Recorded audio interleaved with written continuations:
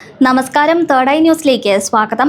കേരളത്തിൽ പഞ്ചായത്ത് മുനിസിപ്പൽ തെരഞ്ഞെടുപ്പിനുള്ള കളമൊക്കെ ഒരുങ്ങി വരികയാണ്. ഇനിയാണ് ചില കളികൾ നമ്മൾ കാണാനിരിക്കുന്നത്. സീറ്റ് കിട്ടാൻ ചിലർ നടത്തുന്ന പേക്കൂത്തുകൾ കണ്ടാൽ നമുക്ക് ചിരി വരും. കൂടോത്രം വരെ പരീക്ഷിക്കുന്നവരുമുണ്ട്. ഇതിനിടെ കാലുമാറ്റവും വേലിചാട്ടവും എല്ലാം നമുക്ക് കാണാം. നേരം വെളുക്കുമ്പോൾ പാർട്ടി മാറുന്നവരുമുണ്ട്.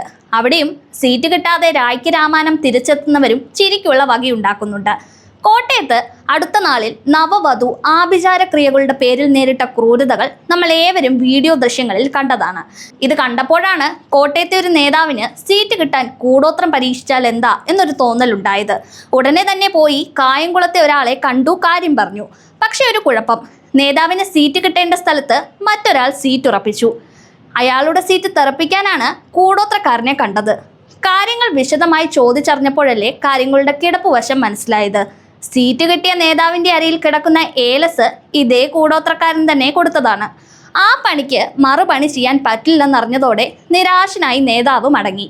വോട്ടർ പട്ടികയിൽ പേരില്ലാത്തതിനെ തുടർന്ന് CPM പ്രഖ്യാപിച്ച സ്ഥാനാർത്ഥിയെ മാറ്റേണ്ടി വന്നതാണ് ഇപ്പോൾ കണ്ണൂരിലെ പ്രശ്നം.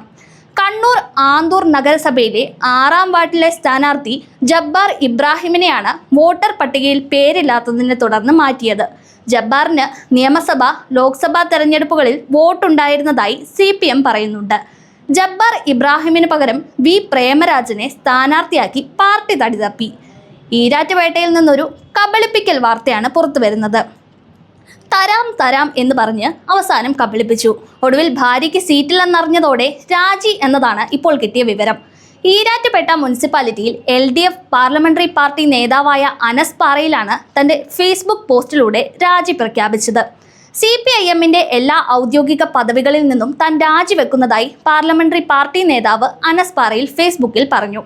തദ്ദേശ തെരഞ്ഞെടുപ്പിൽ ഭാര്യയ്ക്ക് സീറ്റ് നൽകാതിരുന്നതിനെ തുടർന്നാണ് തന്റെ രാജിയെന്നും വ്യക്തമാക്കി. ഈരാറ്റുപേട്ട മുനിസിപ്പാലിറ്റിയിൽ 26ാം വാർഡിൽ ഭാര്യ ഭീമ അനസിന് സീറ്റ് ആവശ്യപ്പെട്ടിരുന്നു. സീറ്റ് വാഗ്ദാനം ചെയ്ത് ഒടുവിൽ മത്സരിക്കേണ്ടതില്ലെന്നാണ് ലോക്കൽ സെക്രട്ടറി അറിയിച്ചത്. 20 ദിവസത്തിന് മുകളിലായി സീറ്റ് തരാമെന്ന് നിരന്തരം പറഞ്ഞു. ഇന്നലെ ലോക്കൽ സെക്രട്ടറി വിളിച്ച് സീറ്റ് ഇല്ലെന്ന് അറിയിക്കുകയും ചെയ്തു. ഏതായാലും ഡിവിഷനിൽ ഭാര്യയെ സ്വതന്ത്ര സ്ഥാനാർത്ഥിയാക്കി മത്സരിപ്പിക്കാനാണ് ഇപ്പോൾ അനസിന്റെ തീരുമാനം. ആരെങ്കിലും ഒന്ന് സഹായിക്കണം പ്ലീസ്, ഒരു പൊതുസമ്മതനെ തരണേ. വേറൊന്നുമല്ല, കോട്ടയം ജില്ലാ പഞ്ചായത്ത് അയർക്കുന്നം ഡിവിഷനിൽ പൊതുസമ്മതനെ തിരയുകയാണ് LDFന്റെ ജില്ലാ പഞ്ചായത്തിലേക്ക് CPMനും കേരള കോൺഗ്രസ് എമ്മിനും സമ്മതമായ പൊതു സ്ഥാനാർത്ഥിയെ മത്സരിപ്പിക്കാനാണ് ഇപ്പോൾ ധാരണയായിരിക്കുന്നത്. കേരള കോൺഗ്രസിന് നൽകിയ 10 സീറ്റിൽ 1-ൽ പൊതു സ്വതന്ത്രനെ മത്സരിപ്പിക്കാൻ CPM നിർദ്ദേശിക്കുകയായിരുന്നു. എന്നാൽ ഇതുവരെ പറ്റിയൊരു പൊതു സ്വതന്ത്രനെ കിട്ടിയിട്ടില്ല. പാർട്ടി പ്രവർത്തകർ നാനാദിക്കിലും അന്വേഷണം തുടരുകയാണ്. BJP മുൻ ജില്ലാ കമ്മിറ്റി അംഗം കോട്ടയത്ത് LDF സ്ഥാനാർത്ഥിയായ സംഭവമാണ് ഞെട്ടിപ്പിക്കുന്ന ഒരു വാർത്തയായി ഇപ്പോൾ കോട്ടയത്ത് നിന്ന് അറിയാൻ സാധിക്കുന്നത്. BJP കോട്ടയം ജില്ലാ കമ്മിറ്റി അംഗമായിരുന്ന മായ G നായരാണ് ആർപ്പൂക്കര പഞ്ചായത്തിലെ 8ാം വാർഡിൽ LDF സ്ഥാനാർത്ഥിയായി മത്സരിക്കുന്നത്. BJPയിൽ നിന്നും പദവി രാജിവെച്ച മായ 2 ഘട്ടമായി BJP ജില്ലാ കമ്മിറ്റി അംഗമായിരുന്നു.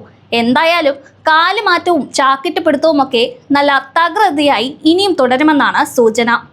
News desk, third eye news.